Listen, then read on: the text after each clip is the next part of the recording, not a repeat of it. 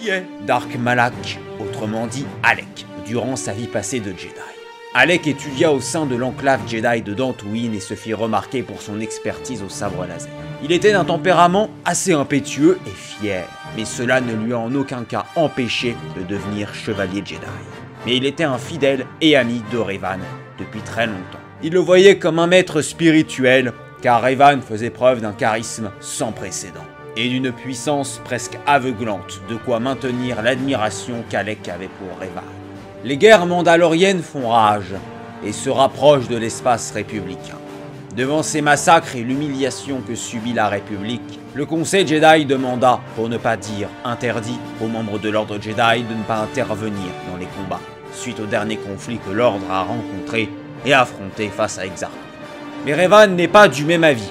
Devant l'ampleur du conflit, il ne pouvait pas rester les bras croisés, il fallait agir.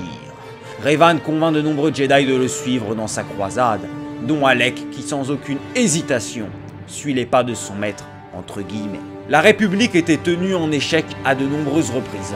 Les Mandaloriens s'approchaient de Coruscant, la capitale de la République. L'amiral Saul Karat, commandant en chef de la flotte républicaine, fut soulagé de voir l'aide proposée par Revan et Alec. La République reprit de l'élan dans la guerre avec des combats de plus en plus sauvages. Alec se démarquait par ses grands talents de combattant et il satisfaisait ses envies de puissance et de gloire. Mais Revan voulait une victoire décisive, la destruction totale des forces mandaloriennes. Alec et Revan font la découverte de la planète de Malachor V. Leur descente dans l'obscurité commence alors. Malachor V était une planète que le duo n'avait jamais vue auparavant. Elle habitait un secret des plus obscurs. Un édifice construit et habité durant l'Empire Sith de Marc Aranios et Nagasado, l'Académie de Traius. En posant leurs bottes sur le sol de cette planète et en entrant dans l'Académie, l'appel des ténèbres se fit ressentir et ils se convertirent au côté obscur. Le fait d'avoir accompli des exploits barbares a dû certainement les aider. Le nouveau Revan était né, le seigneur noir des Sith, et son jumeau, Malak, qui décida de prendre ce nom désormais. Entre les deux, une chose était claire, nette et précise. Revan serait le maître et Malak l'apprenti, ce qui frustre énormément Malak. Malak, le simple seigneur Sith. Ils reviennent alors au sein de la flotte républicaine et le combat commence. Mandalore meurt des mains de Revan. Sans chef, l'armée mandalorienne se retrouve divisée et sans leader. Mais ce n'était pas suffisant, il fallait plus. Malachor V était une planète dotée d'anomalies gravitationnelles. Mitra Surik, la générale nommée par Revan, utilisa un générateur de masse antigravifique pour mettre fin au conflit instantanément. Toute la flotte mandalorienne fut anéantie en même temps que la majeure partie de l'armada républicain. La guerre fut terminée. Mais pendant ce conflit, alors qu'ils n'avaient pas basculé dans le côté obscur, Alec et Revan firent une découverte étrange sur Dantooine. À l'intérieur de cette caverne, un vieux droïde leur expliqua l'histoire d'un secret oublié il y a fort longtemps. La forge stellaire. Après en avoir plus appris sur cette forge, qui permettrait la confection de vaisseaux de combat à l'infini, une porte scellée était devant eux. Alec fit signe à Revan de ne pas ouvrir cette porte, si elle a été scellée par l'ordre Jedi, au risque d'en être banni. Il pouvait chuter dans les ténèbres, au prix de ne jamais en revenir. Revan ne l'écoute pas et ouvre la porte. Une carte stellaire incomplète était présente derrière cette porte. Les deux Jedi comprirent que d'autres cartes stellaires existaient aux endroits indiqués et qu'elles mèneraient à la forge stellaire. Après la fin de la guerre contre les Mandaloriens, Malak et Revan se souvenaient de la forge stellaire et la quête des cartes stellaires. En voyant la faiblesse de la République, il était temps pour eux de concevoir leur propre monde. Ils disparaissent dans le soi-disant but d'éliminer les derniers Mandaloriens. Bien sûr. En ayant parcouru la galaxie à la recherche des cartes stellaires menant à la forge, Malak et Revan firent la découverte de nombreux artefacts Sith. La découverte de ces derniers les amène à rencontrer l'empereur des Sith, Vitiat, en 3960 avant la bataille de Yavin. De ce que l'on sait, Vitiat corrompt leur esprit et leur fait jurer de le servir. Il leur ordonne de préparer son invasion. Durant leur périple, ils prirent connaissance de l'Empire infini des Rakata, les créateurs de la forge stellaire. Ils s'inspirent alors du mot Darita qui signifiait en Rakata empereur, pour inventer le mot Dark. Du moins, c'est ce que l'on pense, pour ne pas dire théorie. Désormais, la République aura affaire à Dark Revan et Dark Malak. Sur Korriban, l'un des lieux abritant une partie de la carte stellaire menant à la forge, il réhabilite l'Académie des Sith de Korriban pour qu'elle fasse office de lieu de formation pour leur armée. Quand la forge stellaire fut trouvée, Revan et Malak lancèrent la forge stellaire en activité. Une flotte de croiseurs Centurion et de vaisseaux de guerre de classe Interdictor est produite. Saul Karat, l'ex-amiral ayant trahi la République, offre l'unique exemplaire de vaisseau de guerre Interdictor, le Léviathan. Dark Malak ordonne à Saul Karat de lui prouver sa loyauté. Les conséquences de cette preuve sanctionnent d'un bombardement à la planète de Telos 4. Dark Malak fait du Léviathan son vaisseau amiral. La guerre civile des Jedi débute en 3959 avant la bataille de Yavin, aux nombreux affronts avec l'armada Sith. Les Jedi furent soit capturés et torturés pour les faire succomber au côté obscur, soit ils rejoignaient les rangs de Malak et Revan, de leur propre chef. Malak était de plus en plus puissant dans la force. Il maîtrisait les éclairs, l'étranglement de force, mais aussi l'absorption de vie. Mais il commençait à envier Revan et rêvait de grandeur. Vu sa puissance démesurée qu'il jugeait plus puissante que celle de Revan, pourquoi ne serait-ce pas son tour de devenir Seigneur Noir des Sith, le maître? Cette jalousie grandissante lui aura valu la perte de sa mâchoire inférieure lors d'un duel face à Revan. Depuis, il arbore un masque masquant sa terrible blessure et un implant lui permettant de parler. Je tiens à dire, tout simplement les gars, que les conditions de la mutilation qu'il a subie restent malgré tout très vagues. Les sites d'information tels que Star Wars Wiki, Star Wars Holonet et Star Wars Universe racontent 3 versions totalement différentes. Je choisis juste d'indiquer la condition la plus crédible de sa mutilation, bien évidemment. Malak voulait la place de son maître, ce dernier ayant contribué à la philosophie Sith en signalant qu'un seigneur Sith ne devait qu'avoir un seul apprenti. Mais il ne cherche pas la confrontation en face à face, et attend qu'une occasion se crée. Lors d'une bataille entre la flotte Sith et la flotte républicaine, un commando de Jedi avait pour mission de capturer Revan. À la tête de ce commando, Bastila Shan. Cette dernière permet à la République de remporter des victoires cruciales en usant d'un pouvoir portant le nom de méditation de combat. Ce dernier insuffle le courage aux alliés de son utilisateur, le doute et la peur à ses ennemis. Le commando Jedi aborde le vaisseau amiral de Revan. Sur la passerelle, Revan et le commando Jedi s'apprêtent à s'affronter. Mais Malak, ne pouvant laisser une aussi belle occasion lui filer sous le nez, il ordonne alors au canonnier de son vaisseau de faire feu sur la passerelle du vaisseau amiral de Revan. Le vaisseau de Revan explose sous les tirs incessants du Léviathan de Malak. Revan étant porté pour mort, Dark Malak devient à présent le Seigneur Noir des Sith, le chef suprême de l'Empire qui lui reste à bâtir. Il se mit en quête d'un apprenti. Il se rend sur Korriban pour trouver celui qui fera chavirer son cœur. L'un des élèves le fit, un ancien Jedi vouant une haine sans faille envers ses anciens frères et sœurs. Il le prit en apprenti et le nomma Dark Bandon. Malak était moins bon technicien que Revan, mais fièrement épaulé de l'amiral Saul Karat. Il compensait ce défaut par une folie destructrice, sans égale, et laissa à la corporation Xerka le monopole des fournitures de son armée. Mais ce serait trop facile de laisser Malak réaliser ses souhaits. Il apprit que Bastila Shan survécut à la destruction du vaisseau amiral de Revan, et cette nouvelle commence à reporter ses plans sur Bastila pour convoiter son pouvoir de méditation de combat qui lui serait fort utile. Dark Malak retrouve sa trace sur Taris, à bord de l'Underspire. De nombreux soldats et Sith sous les ordres de Dark Bandon sont envoyés pour la capturer, mais cette dernière arrive à s'échapper via une capsule de sauvetage et s'écrase dans la ville souterraine de Taris. Bien évidemment, Malak ordonne l'assaut de la planète et établit un blocus. Mais en apprenant que la base militaire avait été attaquée, Malak ordonna un bombardement décisif.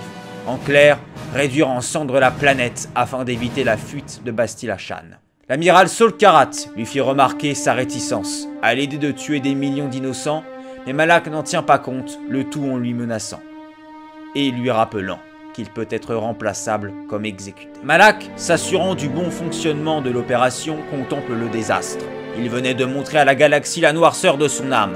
Ce n'est jamais suffisant pour éliminer ou capturer un Jedi, puisque Bastila Shan a réussi à s'échapper une nouvelle fois. Malak se posa cette ultime question. Est-ce qu'elle était seule? Des mois plus tard, ses propos étaient confirmés. Elle n'était pas seule. L'amiral Saul Karat eut connaissance d'informations concernant Bastila Shan, via un chasseur de primes du nom de Calo Nord. Elle aurait eu l'aide de Cartonassi, un ancien soldat de Saul Karat. Calo Nord propose ses services pour capturer Bastila, et sans aucun doute, Malak propose une très grosse somme pour sa capture. Mais Saul Karat demande une audience privée avec Dark Malak pour lui annoncer une nouvelle que lui seul doit connaître. Revan est toujours en vie et s'est rangé du côté des Jedi et de la République, Malak compris. Bastila et Revan étaient ensemble. Il ordonne donc la capture de Bastila une nouvelle fois et l'exécution de ce jeune homme, Revan. Il ne devait y avoir que très peu de personnes au courant de la survie de Revan, car il ne devait y avoir qu'un seul seigneur noir des Sith. Les nouvelles de Calo Nord arrivent vite. Il est mort. Il a été tué par un Jedi, Revan. Il a donc été réentraîné aux arts Jedi et commence à récupérer son pouvoir d'antan. Il faut agir. Saul Karat attend sa sentence pour avoir une nouvelle fois échoué et mis en erreur son supérieur pour l'avoir conseillé d'employer Calo Nord. Mais Malak remet la faute sur le chasseur de primes qui n'avait pas la force nécessaire face aux deux Jedi. Il appelle alors son apprenti une nouvelle fois, Dark Bandon, et il lui confie la tâche de trouver et ramener vivante Bastila Shan. Malak était confiant dans les capacités de Dark Bandon, mais il fut tué par Revan. Il ne chercha pas à trouver un nouvel apprenti, et il préféra superviser personnellement l'attaque contre Dantooine, tout en laissant à Saul Karat la capture de Revan et Bastila. L'enclave Jedi de Dantooine fut détruite sans laisser la trace des cadavres, car Dark Malak avait de très sombres projets pour ces derniers. Revan et Bastila étaient entre les mains de Saul Karat.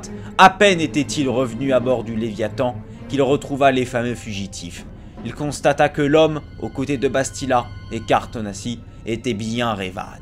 Il jubila en constatant que Revan avait perdu la mémoire. Il s'amusait en lui rafraîchissant l'esprit qu'il était Dark Revan, ex-seigneur noir des Sith. Un duel verbal commença. Malak usa d'une technique sombre qui permet de semer le doute dans le cœur de son adversaire par la parole. Bastila réplique et essaye de préserver Revan des ténèbres et de la colère. Revan prit le parti de Bastila et Malak se souvint de la philosophie élaborée par Dark Revan, le maître contre l'apprenti. Malak paralyse les alliés de Revan et engage le combat face à ce dernier. Le combat faisait rage, les coups étaient de plus en plus violents jusqu'au moment où Bastila allume son sabre laser et blesse Malak, qui voit une opportunité de capturer Bastila et user de son pouvoir. À cet instant précis, une porte se ferme et laisse Bastila affronter seul Malak.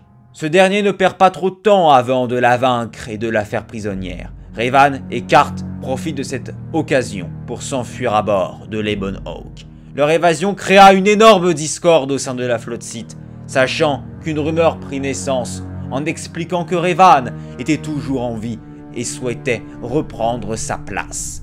Dark Malak ordonne l'exécution de ceux ayant eu écho de cette histoire et nomme l'amiral Varko commandant du Léviathan, sachant que Saul Karat est mort durant l'évasion de Revan.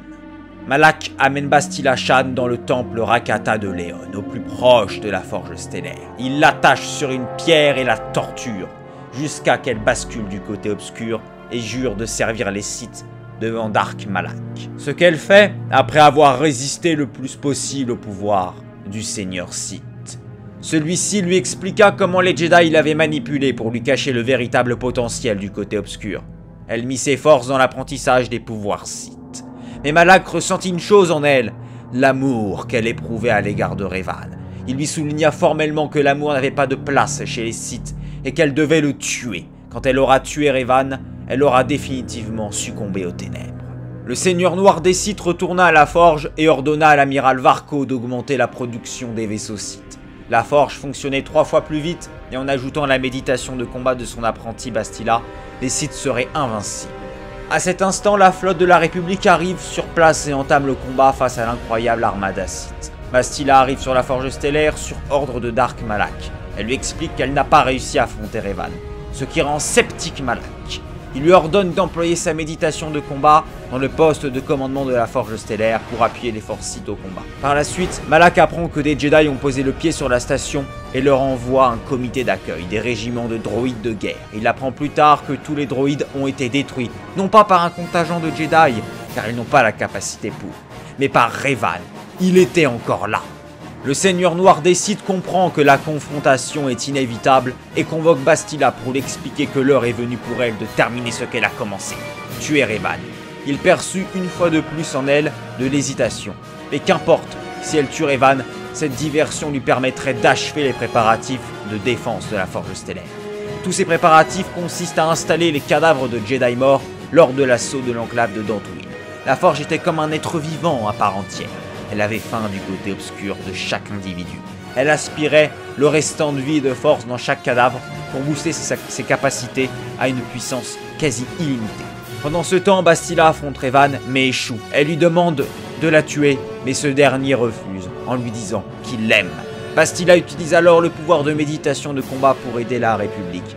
Quant au Seigneur Noir des Sith, qui termine de superviser les défenses de la station, il se retrouve interrompu par 2 Jedi qui font irruption sur la plateforme et l'attaquent. Sans difficulté, Malak les désarme et les étrangle. D'un coup, Revan se montre devant lui. Dark Malak achève donc les 2 Jedi. Pour lui, il dépassait Revan dans toutes les catégories. Lui seul a accompli ce que Revan n'a pu faire. Il était déterminé à le tuer. Revan ne pouvait le ramener à la lumière. Il était condamné et refuserait catégoriquement d'abandonner ses pouvoirs. Malak active la production illimitée de droïdes de guerre dans l'espoir que la station élimine Revan. Bien entendu, Revan élimine les droïdes et rejoint Malak. Un nouveau duel verbal est déclenché entre les 2 anciens partenaires. Revan lui explique qu'il ne retournerait jamais dans les ténèbres. Malak rétorque en prononçant qu'en lui, Revan, la lumière et les ténèbres se livrent une lutte permanente et que son allégeance pour la lumière serait une fois de plus temporaire. Voyant que son pouvoir de manipulation verbale ne fonctionne pas envers Revan, qui croit en la rédemption, Dark Malak dégaine son sabre laser et le combat déterminera qui décidera du destin de la galaxie. C'est impossible. Je ne peux pas être vaincu. Je suis le Seigneur Noir des Sith. Je vois que vous continuez de débiter la sagesse des Jedi. Peut-être leur code contient-il une plus grande part de vérité que je ne le pensais. Je ne peux que me demander, Revan, que se serait-il produit si nos rôles avaient été inversés? Si le destin avait décrété que c'était moi qui devais finir capturé par les Jedi, serais-je retourné vers la lumière, comme vous l'avez fait? Si vous ne m'aviez pas guidé sur la voie du côté obscur, quelle aurait été ma destinée? Je suis seul responsable de mon destin. Je voulais devenir le maître des Sith et de toute la galaxie. Mais cette destinée n'était pas la mienne, Revan. Peut-être aurait-elle pu être vôtre, les miennes, non. Et au bout du compte, je ne suis rien face à la grande nuit.